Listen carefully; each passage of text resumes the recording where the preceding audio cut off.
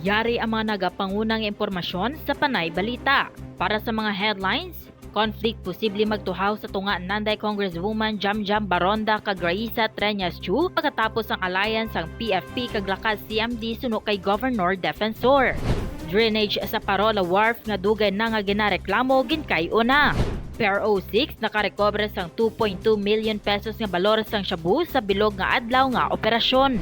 Kagyari ang detalye sang aton mga headlines. Posible nga may magtuhaw nga conflict sa tunga nanday Congresswoman Jam Baronda kag Raisa Treñas-Chu pagkatapos ang alyansa nga natabo sa Partido Federal ng Pilipinas o kon PFP kag Lakas Christian Muslim Democrats o kon Lakas-CMD inisuno kay Governor Arthur Defensor Jr. Sa press conference, inpahayag ni Governor Defensor Jr. nga istoryahan sa sulod sang partido ang dynamics nga matabo. Madumduman nga una gin-announce ni Iloilo City Mayor Raisa Treñas nga magapadalagan sa pagkakongresista ang iya anak nga si Raisa Treñas-Chu. Samtang ginkumpirmar naman si Governor Defensor Jr. nga magapadayon sa pagpanumpa si Treñas-Chu sa Partido Federal ng Pilipinas. Naibaluan nga nagsumpa na sa Lakas-CMD si Congresswoman Baronda.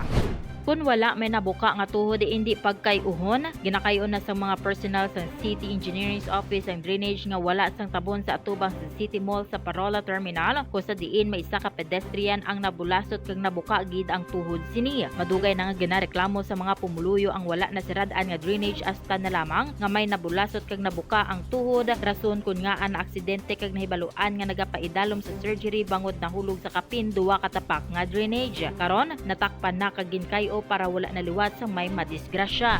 Sa overnight operations ng Police Regional Office 6 naka-rekober sang 2.2 million pesos nga balor sang droga magalin alas 6 ang aga tubtob alas 5:59 sang aga sadtong May 7 nga naka-aresto sang siyam ka mga individual sa bilog nga rehiyon. Naglabot sa 331 grams ka suspected shabu nga nagabalor sang 2,250,800 kinalakipan ini sang duwa ka high value individuals kag pito ka street level individuals. Ginpangunahan ini sang Iloilo PPO nga may 4 ka operasyon, Iloilo City PO nga may 3 ka operasyon, kag Bacolod City PO kag Negros Occidental PO nga may tig-isa ka operasyon. Kagamoyadto ang mga dagko nga balita nga aton natipon. Ini ang inyo ka PN Mai Ladiao para sa Panay Balita. For more stories, check our website www.panaynews.net. Follow us on Facebook, Instagram, and Twitter, and subscribe to our YouTube channel.